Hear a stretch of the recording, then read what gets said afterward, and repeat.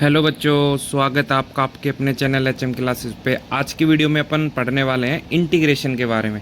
ठीक है, देखो ये इंटीग्रेशन की इंट्रोडक्शन वीडियो होने वाली है जिसके अंदर अपन इसके बेसिक्स को कवर करेंगे। तो आपको वीडियो को बिना स्किप किए पूरा देखना है। ठीक है, तो देखो फर्स्ट ऑफ ऑल अपन बात करते हैं कि इंटीग्रेशन होता क्या है, कि इंटीग्रेशन अपन किसको कहेंगे। तो इंटीग्रेशन अपने पास क्या होगा, इंटीग्रेशन अपने पास होता है, इंटीग्रेशन को अपन क्या कह सकते हैं, एंटी डेरिवेटिव। क्या होता है इंटीग्रेशन, एंटी डेरिवेटिव्स। ठीक है, डेरिवेटिव्स का एंटी डेरिवेटिव्स को अपन इंटीग्रेशन कहते हैं। देखो क्या कि मेरे पास एक कोई फंक्शन था जिसका नाम था एफ एक्स एक फंक्शन था मेरे पास, और उसका मैंने क्या किया, डेरिवेटिव किया। उसका मैंने क्या कर दिया, डेरिवेटिव्स किया, और डेरिवेटिव्स करके मैंने उसको क्या किया, अलग अलग फंक्शन में स्प्लिट कर लिया, तोड़ लिया। एक मैंने एच एक्स बना लिया, एक मैंने एम एक्स बना लिया, एक मैंने इसको वी एक्स बना लिया, मतलब अलग अलग किन्हीं फंक्शन में तोड़ दिया।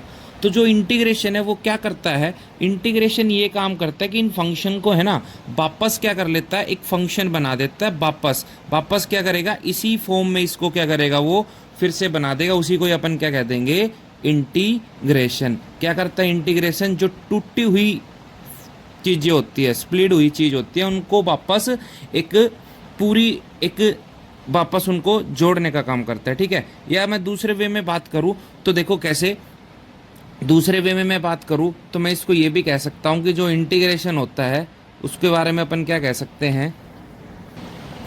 देखो दूसरे वे में मैं क्या कर सकता हूं, मैं आपको एक एग्जांपल लेके समझाऊंगा कि इंटीग्रेशन होता क्या है। तो देखो मेरे पास एक फंक्शन है, क्या है, मेरे पास एक फंक्शन है एफ एक्स।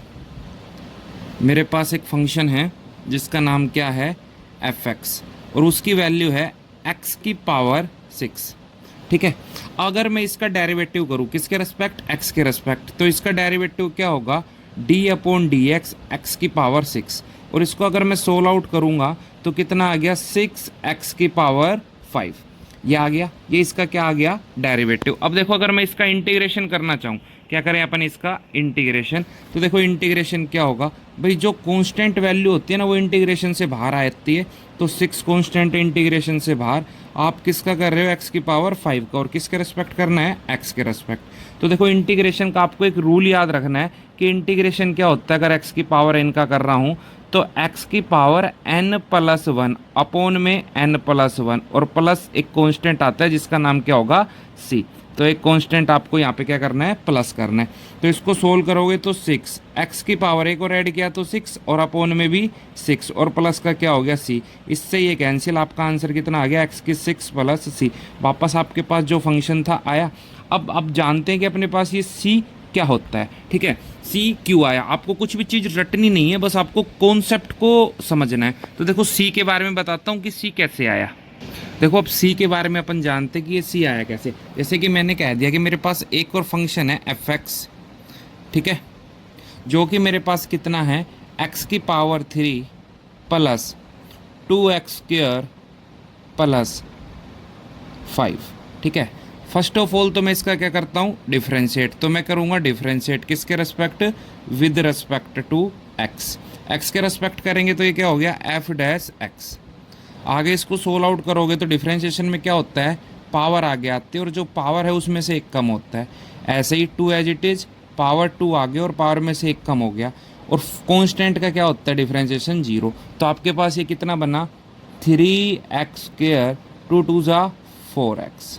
ठीक है, ये मेरे पास क्या बन गया, इसका डिफ्रेंशिएशन बन गया। ठीक है, अब मैं इसको क्या करूँगा, इसका मैं क्या करूँगा, इंटीग्रेशन करूँगा। तो इस बार अपन को क्या करना है, इसका इंटीग्रेशन। इंटीग्रेशन किसका, 3x² प्लस 4x का, और किसके रेस्पेक्ट करोगे, dx के रेस्पेक्ट। अब देखो मैंने आपको एक बात बताई थी कि इंटीग्रेशन में कांस्टेंट टर्म इंटीग्रेशन से क्या होती है, बाहर। तो ये बच गया x² dx। ठीक है, प्लस का कौन है, 4, फिर कौन है, x dx, यही है ना।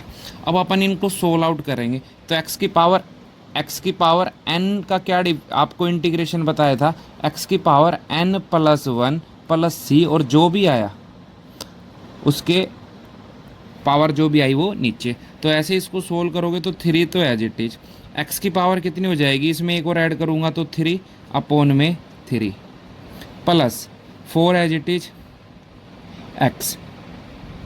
ठीक है, पावर में क्या होगा, एक ऐड होगा, एक है तो कितना हो गया 2/2 और फिर मैंने आपको क्या कहा था प्लस का सी। देखो इससे ये कैंसिल और इससे क्या हो गया 2 आ गया, तो इसका मतलब अपने पास आंसर आया x3 2x² प्लस सी।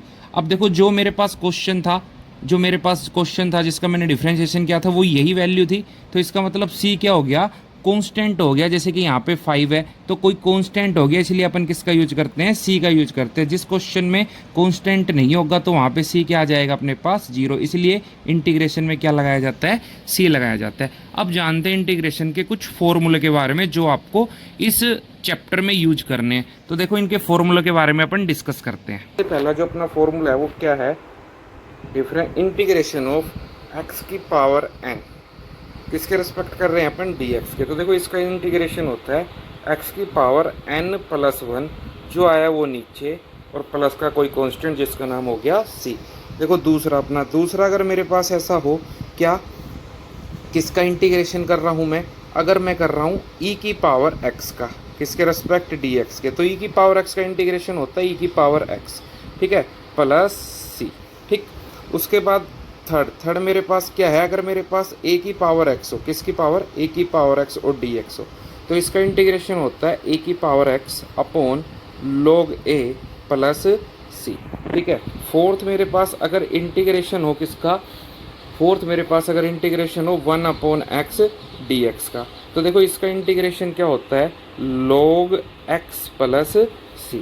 ठीक है, उसके बाद फिफ्थ अगर आपके पास क्या हो इंटीग्रेशन किसका, sin x dx का, तो इसका इंटीग्रेशन होता है माइनस की cos x और प्लस c। अगर मेरे पास इंटीग्रेशन हो किसका, cos x dx का, तो इसका इंटीग्रेशन होता है sin x प्लस c। ठीक है, और देखते हैं इसके फॉर्मूलेस के बारे में।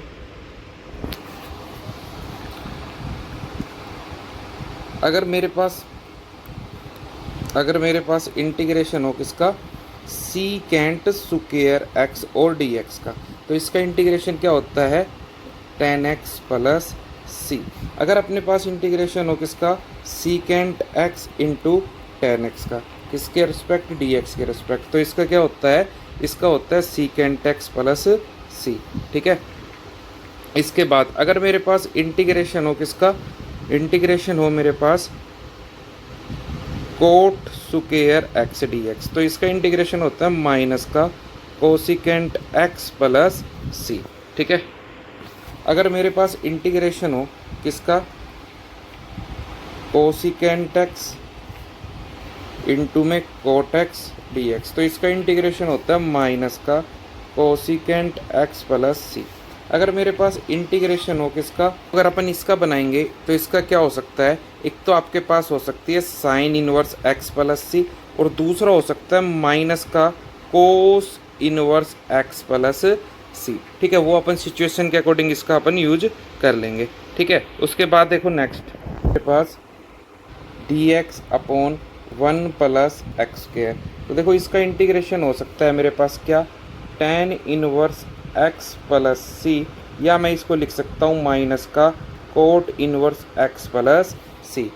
दैन अपने पास क्या था dx, किस का, x root X square minus 1, तो इसको अपन लिख सकते हैं cosecant inverse x plus C, या माइनस की secant inverse x plus C. ठीक है, इनके अलावा आपको कुछ फॉर्मूलेज याद रखने हैं। फॉर्मूलेज कैसे, जैसे कि दो टर्म्स का अपने को इंटीग्रेशन करना है, दो टर्म्स का इंटीग्रेशन का मतलब एक u है और एक v है, और उनका इंटीग्रेशन कर रहे हैं किसके रेस्पेक्ट, ds के। तो देखो कैसे होता है, उनका इंटीग्रेशन होता है कि first term as it is integration second का।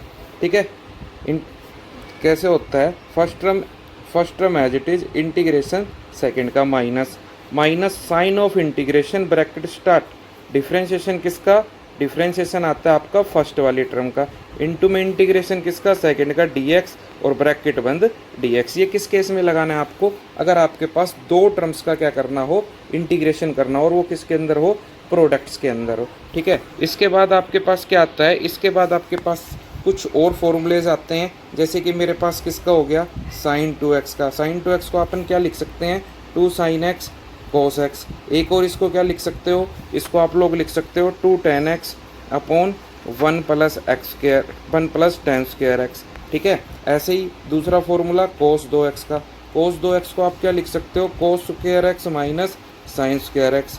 दूसरा मेरे पास क्या हो गया, दूसरा मेरे पास हो गया फॉर्मूला इसी का ही 2 कोस स्क्वायर एक्स माइनस 1। तीसरा क्या हो गया, तीसरा फॉर्मूला मेरे पास इसी का हो गया 1 माइनस का 2 साइन स्क्वायर एक्स। और इसका एक और फॉर्मूला होता है, वो क्या है अपने पास, कोस का ही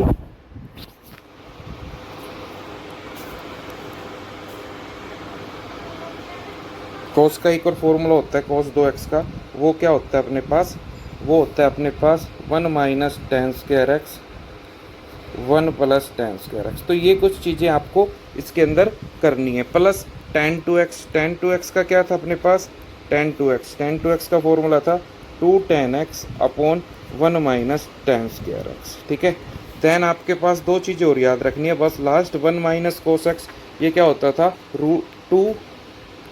1 माइनस कोस एक्स ये क्या होता था 2 साइन स्क्वायर जो भी एंगल है उसका हाफ, और ऐसे ही 1 प्लस कोस एक्स ये होता था 2 कोस स्क्वायर जो भी एंगल है उसका हाफ।